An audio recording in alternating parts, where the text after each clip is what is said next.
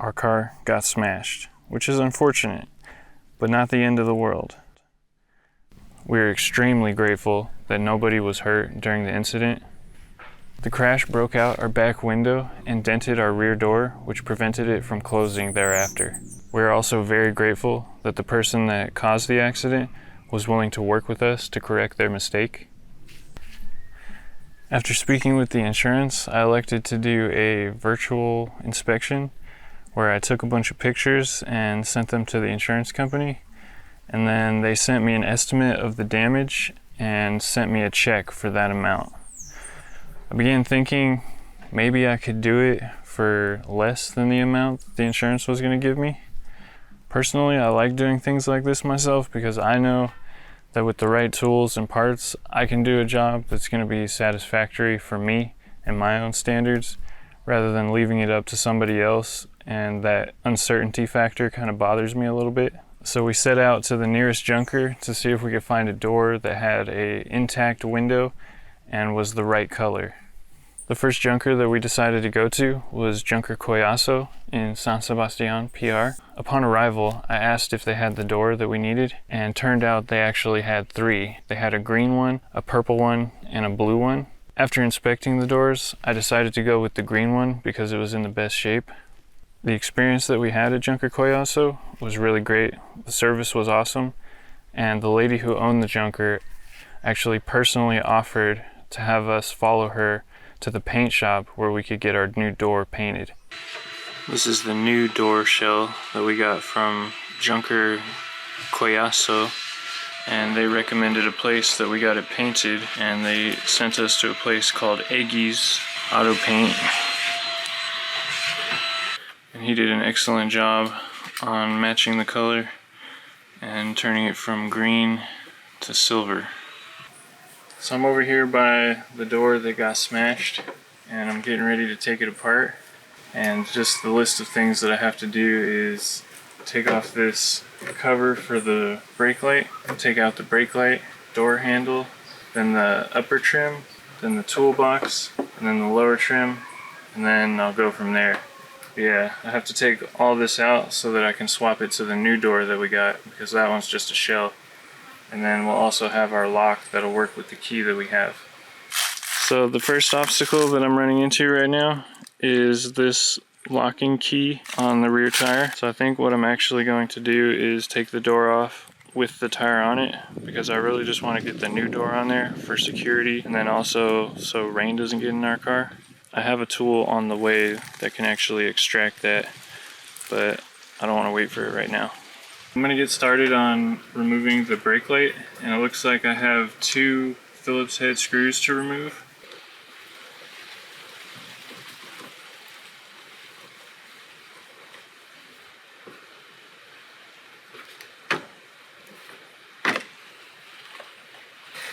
So now that I got the cover for this brake light off, I'm noticing there's a electrical connector here, and then 2 Phillips head screws right here. So I'm going to start by removing this electrical clip.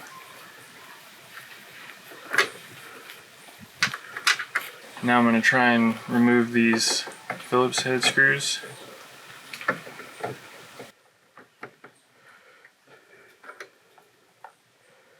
Next thing after the brake light is doing this door handle thing, and it has these little pop tabs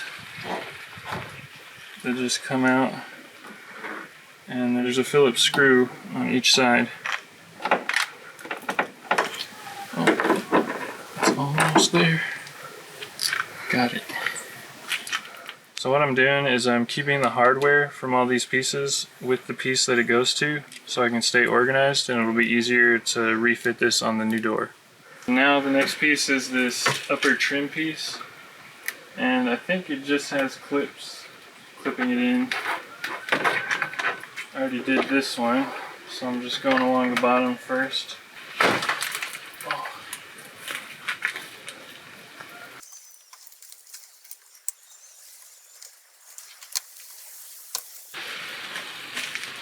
Nice, we're getting it. The next thing is now this toolbox, which if you look in here, Got like the wrenches and the tire irons. To get this toolbox out, I think I have to unscrew these little things.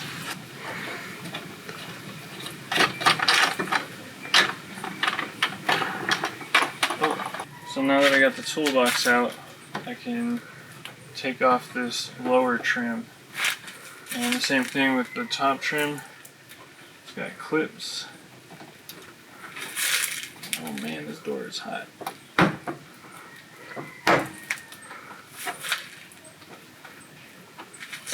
I'm gonna go around the bottom first.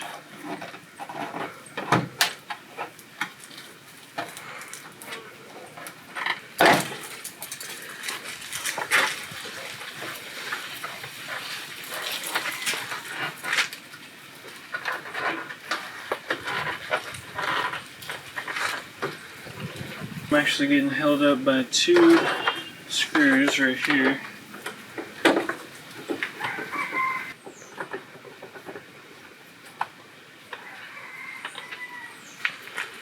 Now I should be able to get the rest of this off. Just the top clips now.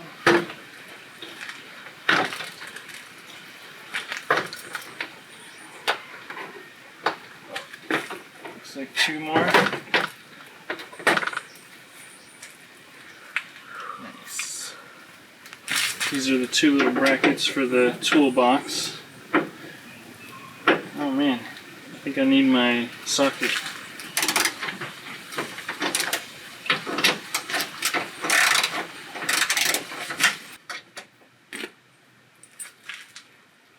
Now I'm going to remove this waterproof barrier. This part pulls over the coolant reservoir lid. And then I'm just going to peel this off. It's already torn, so I don't really care a whole lot about reusing it.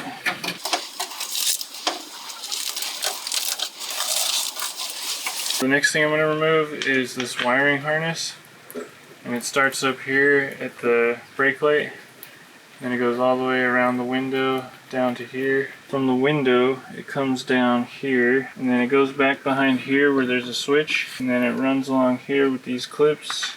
There's a switch up here, and it comes over here, clips into the washer fluid motor, and then there's like a ground screw right here, and then I can take it out through this hole over here. So this little clip, got that one.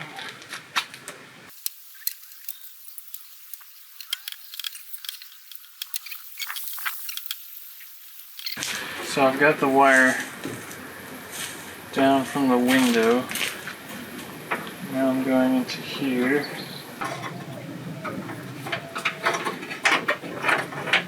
And there's two switches back here.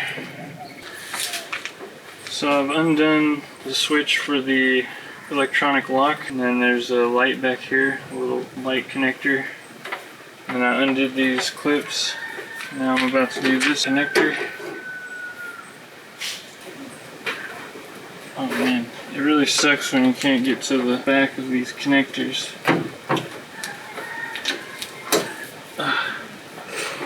Now this switch, I keep calling it a switch, it's a freaking connector. And then they always put the little push tab that you need to pull the connector off in the most awkward spot, so it's hard to reach. So I've undone the clips here. The only thing holding me in is this ground screw. And now I can route this cable through the back here.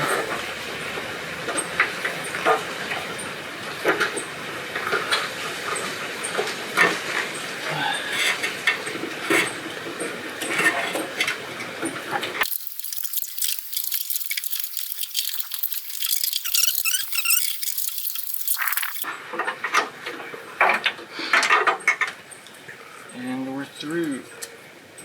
So the next thing I'm going to remove is this tube that goes to the washer fluid reservoir. and it connects to the sprayer up here, and you can pull it off. It's just a barb fitting. And now I'm just going to take it. I might try to take these clips too.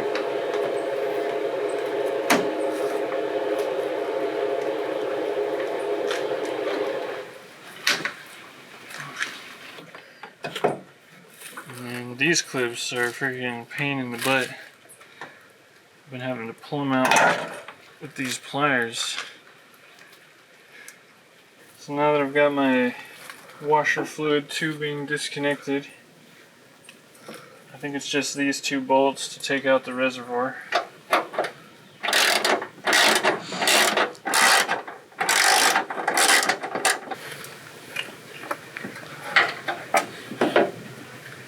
There it is. So now I'm going to take out this wiper motor. I think to get to this bolt, I have to take this bracket off.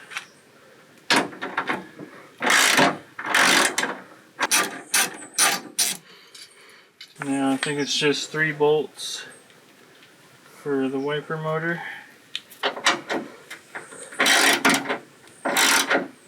So before you take this out, actually, make sure to remove the rear wiper.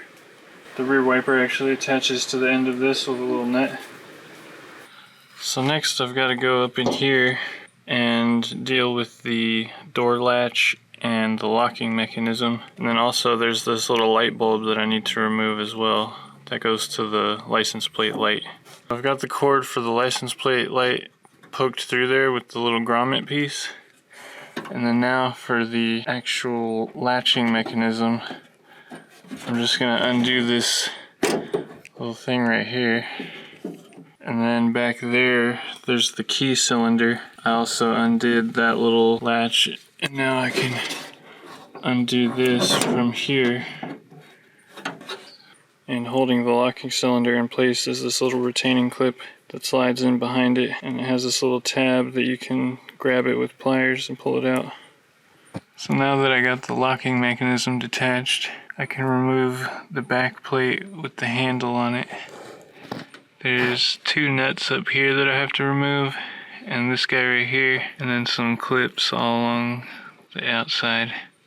Next I've just got these 4 screws for the latch, and then I've got this bolt right here which secures the electronic locking mechanism.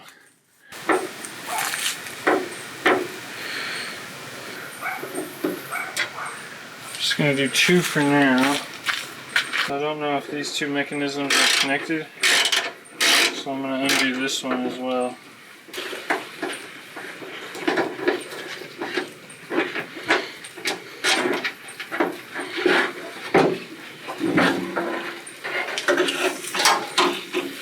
And I was right, they were connected. Now that I've got the door handle and locking mechanism out, I'm going to take this off the bottom here. It takes 2 12mm screws. And then once we have this off, I can get to these hinges and we'll be taking the door off.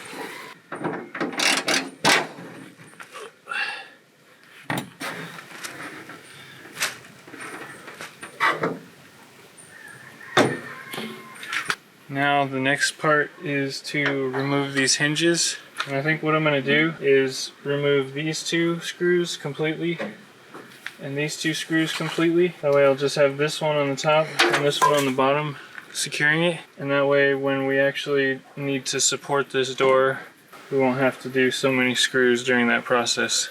Okay. Yeah, the breaker bar makes it super easy.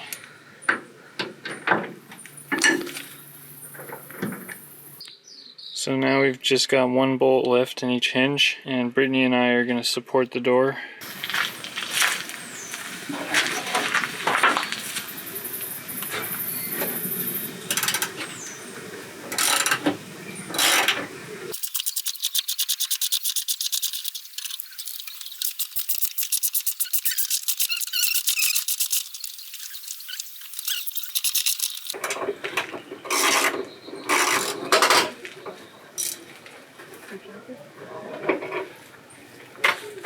I got it. I'm ready when you are. I mean,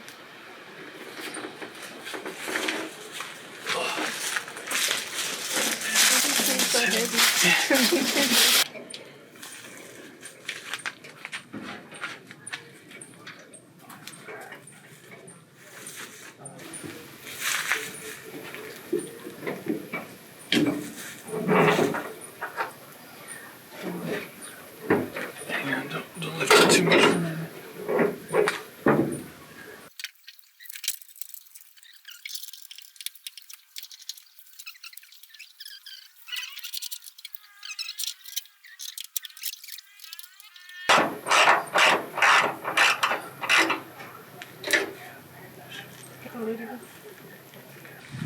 So now that we've got the hinges partially on, I'm doing a test fit by closing the door.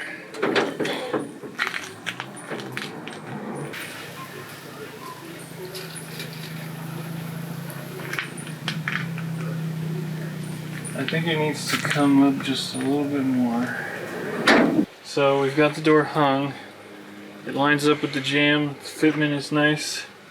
So I'm about to torque down these hinge bolts. They get 21 Newton meters each.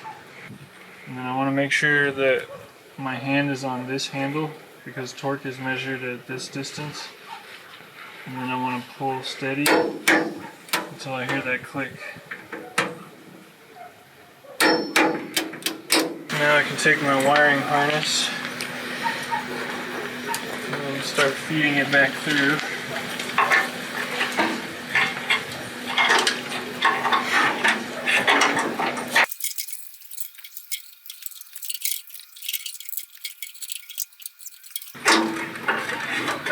Now I'm going to reinsert the latch mechanism.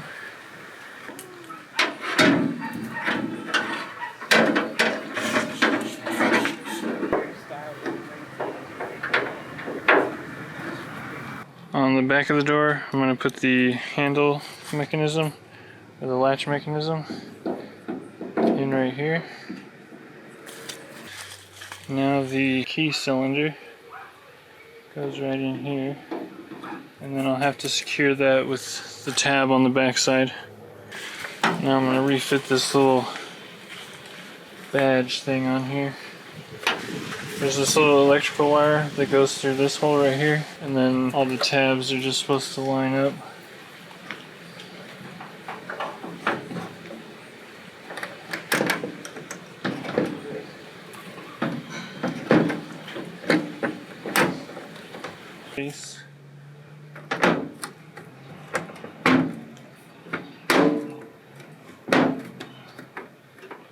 Now I'm going to reattach this wiper motor. And there's this grommet thing that goes through the back side. So now I've got my grommet in back there. It actually goes in through the back side. And then I line this part up, it goes through the grommet.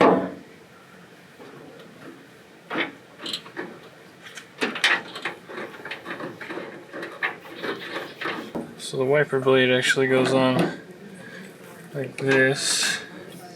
And there's a little nut that threads on over the top of it. I'm also just going to put this little thingamabobber in here too, just kind of almost threads in there.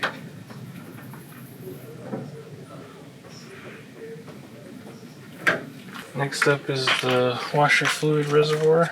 It has this little bumper thing that goes in a hole down here. So I set that in first.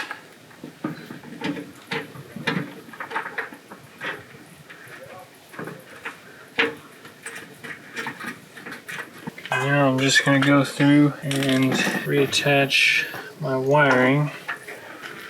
This guy goes on right there. So I've got my wire routed around, got it plugged into the washer fluid pump, got my clips placed, got it plugged into the wiper motor, and then I routed it around, got it plugged into the electronic lock and the license plate light.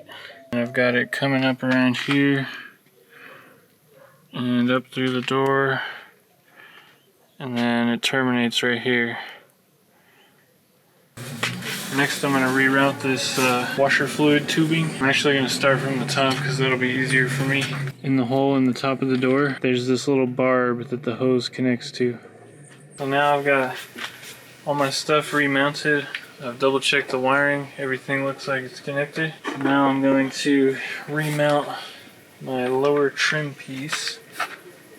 And I'm basically just going to line up the clips, pop them in.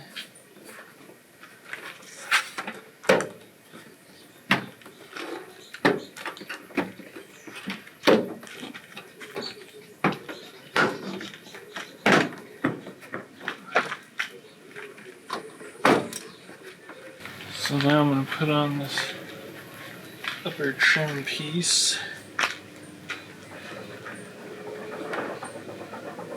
My clips.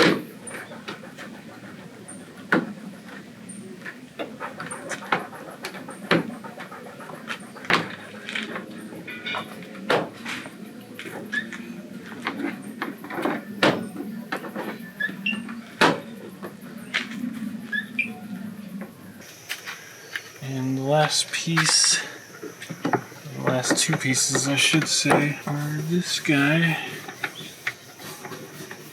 And now we have a brake light. And I'm just going to connect this electrical connector right here. And now for the little cover thing. Screws on.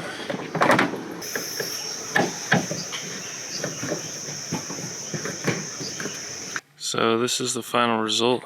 Got everything on except the tire. The lock works. She opens. She closes. The glass looks really nice. Paint looks really good. It's almost like it never even happened. So after I got done putting the door on, I checked all the electronics like the wiper blade motor and then the electronic lock just to make sure everything's working. So what did we get from all this work? Well, we got a new door that's better than our old door because it has the type of tint that's actually in the glass, whereas the old door had the adhesive film type of tint. The quote that the insurance gave me was $1,984, and the cost of the door and the paint total was $738. So the amount that we get to keep is $1,246, which that's pretty huge. And all the labor was free essentially because it only took me about a day to put the door back on. So the lesson in all of this is sometimes bad things happen and they might seem really bad at first, like things are just so terrible. But if you stay positive and try and find a way to turn things around, eventually you might be able to come out ahead and in a better situation than you were before the bad thing happened. Also, if you want to get any of the tools that I used to do this job, check the links in the description, and thanks for watching.